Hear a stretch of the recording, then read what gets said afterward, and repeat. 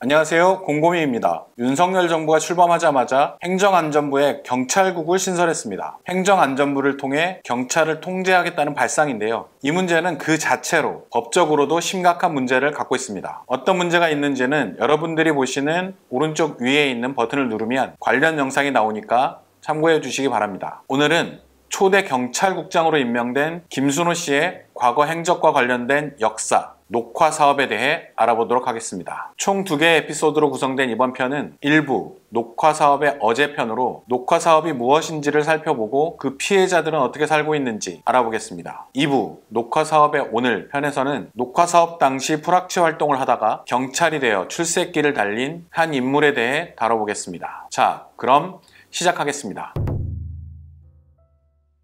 유시민의 항소이유서라는 글이 있습니다. 그 항소이유서에는 이런 대목이 나옵니다. 구속 석 달 만에 영문도 모른 채 군법회의 공소기각 결정으로 석방되었지만 며칠 후에 신체 검사를 받자마자 불과 40시간 만에 변칙 입대당함으로써 이번에는 강집학생이 되기에 이르렀습니다. 강집학생, 이 말은 강제징집학생의 줄임말입니다. 강제로 군대에 끌려간 학생이란 뜻이죠. 유시민은 1980년 5월, 이른바 5월의 봄이라고 불리는 시위를 주동했던 학생 중 한 명이었습니다. 전두환 신군부의 쿠데타와 정권 장악 기도를 비판했던 시위였죠. 이때 유시민은 구속이 되었습니다. 수사는 이상하게도 배후에 김대중이 있지 않냐 는 방향으로 흘렀습니다. 일명 김대중 내란음모 사건이라 불리는 대규모 사건이었죠. 수많은 사람들이 고문을 받았고 죽었고 오랜 기간 동안 감옥 생활을 했습니다. 당시 대학 3학년이었던 유시민은 풀려납니다. 그리고 곧바로 군대로 끌려갑니다. 강제징집은 박정희 정권 시절부터 내려오는 악행이었습니다. 1964년 한일회담 반대 시위, 1971년 교련 반대 시위, 1972년 이후에는 유신 반대 운동에 참여한 학생들을 군대에 보내버렸습니다. 군대에 다녀오지 않은 학생이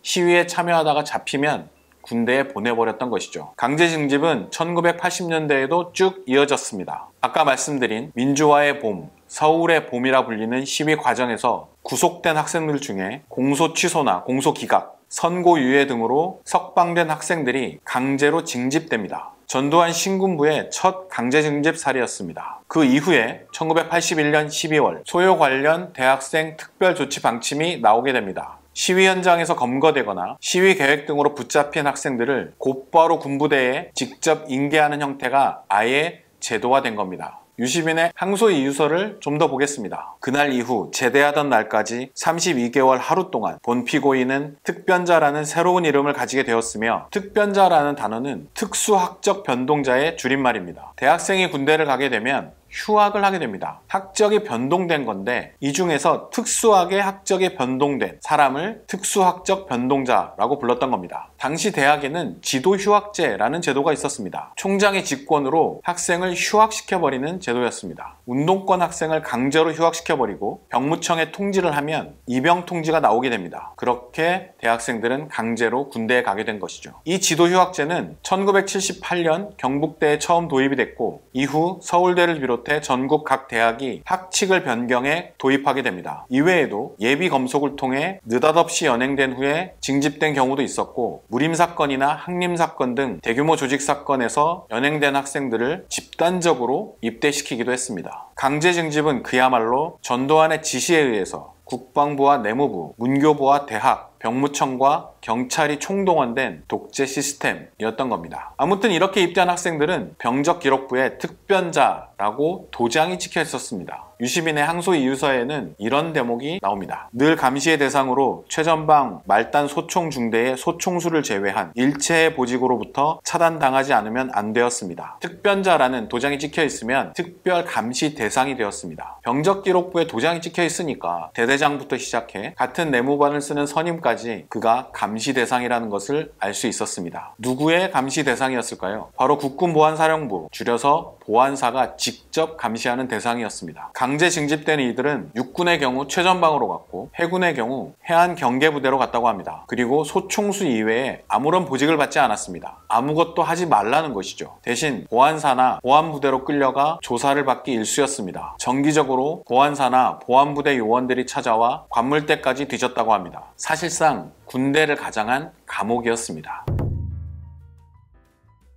항소이유서에는 이런 대목도 나옵니다. 제대 불과 2달 앞둔 1983년 3월 또 하나의 시련이 기다리고 있었습니다. 지난해 세상을 놀라게 한 녹화사업 또는 관제 프락치 공작이 바로 그것이었습니다. 당시 현역 군인이었던 본 피고인은 보안부대의 공포감을 이겨내지 못하여 형식적으로 남아 그들의 요구에 응하는 타협책으로서 일신의 안전을 도모할 수 있었지만 그로 인한 양심의 고통은 피할 수 없는 일이었습니다. 그러니까 유시민은 1983년 3월 녹화사업 대상이었고 보안부대로 끌려갔으며 그들이 요구하는 진술을 해줬고 양심의 고통을 겪었다는 겁니다. 그렇다면 녹화사업은 무엇이었을까요? 일단 추진 과정을 살펴보겠습니다. 1981년 초 보안사에서 특별 정훈 계획이 수립됩니다. 82년 청와대에서 보안사 간부들 만찬을 할 때 전 대통령이 운동권 입대자들이 불온 낙서를 쓰고 있다는 군대 상황을 듣다가 야 최경조 너 임마 뭐 하는 거야? 라며 혼을 내는 말을 듣고 보안사가 정화를 시켜야겠다는 생각에서 교육계획을 세웠다. 2001년에 대통령 소속 의문사 진상규명위원회에서 최경조 씨가 증언한 내용입니다. 보안사 대공처장이 대통령에게 면전에서 혼이 나고 대책을 수립했다는 겁니다. 1982년 5월 보안사는 좌경의식화 불순분자 대상 대공활동 지침이라는 문서를 만들게 됩니다. 이 문서에 활동의 가칭명으로 녹화공작이라는 단어가 등장합니다. 왜 가칭을 녹화공작이라고 했는지 공식적으로 밝혀지지는 않았지만 붉은 의식을 갖고 있는 자를 푸르게 한다 라는 의미로 알려져 있습니다. 그리고 그해 9월 보안사 내에 대좌경의식화 전담과 일명 공작과가 신설됩니다. 이 공작과는 이후에 심사과로 불리게 되고 본격적인 녹화 사업이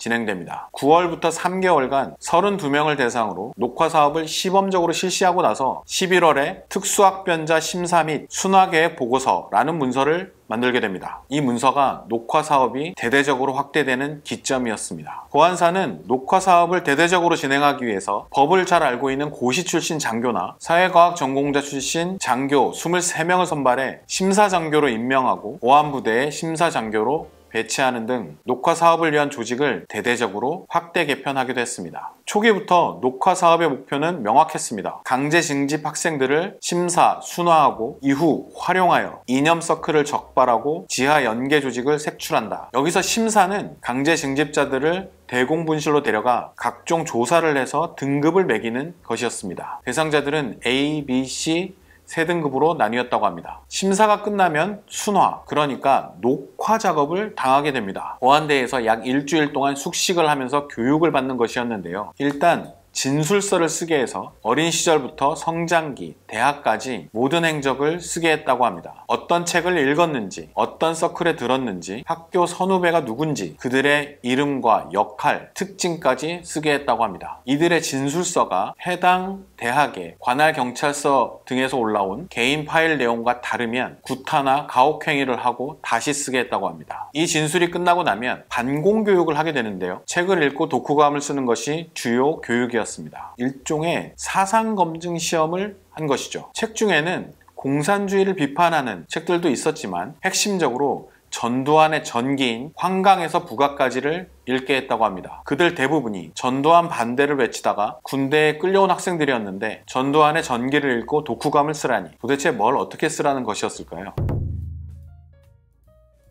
녹화 사업의 최종 단계는 활용이었습니다. 대상자에게 프락치 활동을 강요했던 겁니다. 휴가를 보내서 출신 학교의 선후배들을 만나 서클이나 조직의 동향을 파악해서 보고하게 만들었던 것이죠. 녹화 사업 과정에서 강제 징집된 학생들은 구타와 가혹행위 등 고문을 받기도 했습니다. 피해자들의 진술에 따르면 몽둥이로 때리는 것부터 시작해 손가락에 볼펜을 끼우고 진물이 날 때까지 발로 누르거나 심지어는 통닭구이라 불리는 손과 발을 묶고 그 사이에 나무를 끼워 책상에 걸쳐놓고 발바닥이나 몸을 때리는 고문을 했던 겁니다. 그러면서 이렇게 말했다고 합니다. 여기서 네가 죽어나가도 아무도 모른다. 당시 녹화 사업을 위한 분실이 있었는데요. 원래 을지로 3가에 있는 진양상간에 아파트를 매입해서 분실로 쓰다가 조사 대상이 많아지면서 과천에 있는 아파트 2채를 매입해 분실로 쓰게 됩니다. 과천 분실은 주로 심사와 정보 수집을 위한 것이었고 을지로 분실은 프락치 공작을 위한 즉 활용 업무에 사용되었다고 합니다. 보안사는 이 프락치 공작을 통해 강제 징집이 아닌 정상적으로 입대한 학생들 중에 운동권 전력이 확인되면 보안부대로 데려가 심사 순화, 즉 녹화 사업을 했고 시위 계획을 입수해 시위를 차단한다거나 중요 수배자의 소재를 파악해 붙잡기도 했습니다. 보통의 병사들에게 휴가는 가족과 친구를 만나러 가는 즐거운 시간입니다. 그런데 프락치 공작을 강요받았던 이들에게 휴가는 인간성을 파괴당하는 가혹한 시간이었습니다. 휴가를 나갈 때 누구를 만나서 무슨 정보를 파악해 오라는 지시를 받고 휴가에 나가서는 보안부대 요원들에게 감시를 당하면서 프락치 활동을 하고 돌아와서는 공포에 휩싸여 보고서를 써야 했습니다. 국방부 과거사 진상규명위원회가 무려 8만 페이지에 달하는 개인별 심사 자료를 찾아냈습니다. 이 개인별 심사 자료에는 기본적인 인적 사항과 입대 경위가 기록된 특변자 보호 카드, 입대 후 보안부대에서 작성한 동향 관찰 기록, 즉 감시 기록이죠. 그리고 대상자가 작성한 자필 진술서와 반성문, 독후감, 서약서 등이 포함되어 있었습니다. 그리고 문서 중에 활용 결과 보고서가 있었는데요. 이 문서가 바로 프락치 활동을 담은 문서였습니다. 군은 계급과 상명 하복으로 운영되는 조직입니다. 게다가 군사 독재 시절이었습니다. 아무리 부당한 요구를 받는다고 해도 주변에서 어떠한 도움도 받을 수 없는 고립 속에서 자기 방어는커녕 죽느냐 사느냐의 기로에 서 있는 공포를 느낄 수밖에 없었던 겁니다. 이 지독한 공작은 수많은 피해자를 낳았습니다. 현재까지 알려진 것만 해도 6명이 목숨을 잃었습니다. 다시 유시민 항소이유서의 한 대목을 보겠습니다. 공포감에 짓눌려 지내던 본 피고인에게 삶과 투쟁을 향한 새로운 의지를 되살려준 것은 본 피고인과 마찬가지로 강제 징집당한 학우들 중 6명이 녹화 사업과 관련하여 잇따라 의문의 죽음을 당하거나 스스로 목숨을 끊었다는 충격적인 사건이었습니다. 1980년대부터 이 6명의 사망 사건은 사회적 논란을 이어왔습니다. 그리고 국방부 과거사 진상규명위원회가 공식적으로 실체를 인정했습니다. 모두 강제 징집되었고 그들의 기록 중에는 프락치 임무를 암시하는 내용도 들어있었습니다. 그들 중에는 스스로 목숨을 끊은 사람도 있었고 의문사한 사람도 있었습니다. 국방부 진상규명위원회는 녹화 사업이 공식적으로 중단된 1984년까지 1192명이 녹화 사업의 대상자였다고 밝혔습니다. 하지만 특수학적 변동자 녹화사업 대상자 리스트라는 문서가 있습니다. 이 문서에는 그 대상자가 2344명으로 나와 있습니다. 아직 피해자로 인정되지 않은 사람들이 굉장히 많은 것이죠. 게다가 불법 징집과 보안기무사령부 불법 공작 진실규명 공동신청인단은 이 숫자들도 모두 빙산의 일각이며 군사독재 시절 강제 징집과 녹화공작 피해자는 2만여 명에 이른다고 추정하고 있습니다. 왜냐하면 조사 기간 자체가 너무 짧기 때문입니다. 강제 징집은 지금까지 조사된 기간을 확대해야 하기 때문입니다. 왜냐하면 비슷한 공작은 전두환 정권 이전이었던 박정희 정권 시절부터 노태우 정권 시절에도 있었기 때문입니다. 녹화 사업은 1984년 국회에서 김병호 의원이 강제 징집의 법적 근거와 녹화 사업의 진상을 밝히라 라고 제기하면서 세상에 알려졌습니다. 이후 사회적 논란이 커지면서 공식적으로는 중단됩니다. 하지만 이후 1990년 10월 보안사에서 근무하던 육군 이병 윤석양 씨가 양심선언을 하면서 노태우 정권에서도 강제로 학원 사찰에 동원된 군인들이 있다는 사실이 밝혀집니다. 당시 사찰 대상자에는 학생운동권은 물론이고 김대중, 김영삼 등 정치인들과 학계, 종교계, 언론계, 노동계 등 1,300여 명이 포함되어 있었습니다. 당시 폭로된 내용을 잠깐 보겠습니다. 민주당 노무현 의원 개인 고유번호 295번 순화대상 A급 개인 특성 장기간 노동 인권 변호사 활동 국회 진출 뒤 재야의 지원금으로 노동자 권익 빙자 각종 노사분규 개입 및 활동 월별 동향보고 분석 의견 1990년 1월 14일 1시 35분 칼편으로 내부하여 동구 초량 3동 대상자의 사무실에서 조직국장 등 임용과 출타 후 19시 30분경 초량 2동 소재 초량갈비에서 조직국장 등 6명과 석식하고 이 길 10시 새마을편 상경 90년 3월 26일. 이 사건 이후 보안사는 국군 기무사령부 기무사로 이름을 바꿉니다. 하지만 기무사가 된 이후에도 민간인 사찰은 계속됐습니다. 1991년 긴급 내사 의뢰라는 문건이 폭로됩니다. 운동권 학생 6명과 운동권 출신 입대자 6명 이들을 의식화 용의자라고 밝혀놓고 관리해왔던 사실이 드러난 겁니다. 전두환 정권은 물론 그 이후 정권까지도 얼마나 많은 젊은이들이 군에 끌려가 프락치 활동을 강요받았을까요? 때문에 이 문제를 다시 조사해야 한다는 주장이